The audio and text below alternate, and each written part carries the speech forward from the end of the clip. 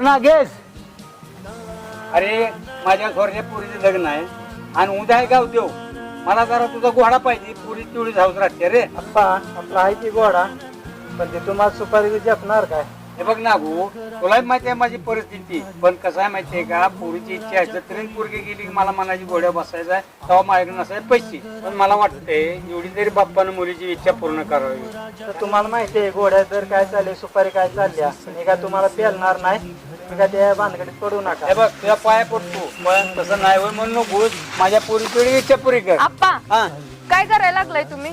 अहो आप्पा, माझी मस्त इच्छा आहे, पण तुम्ही माझ्या इच्छेसाठी दुसऱ्या पुढे हात जोडावं एवढी मोठी पण माझी इच्छा नाही आप्पा. राहिला आप्पा गावदेव घोड्यावरनं, मला नाही करायचं. चला. बांधीन मी थकलेल्या हातांचा झुला, दमलेल्या बाबांची या कहाणी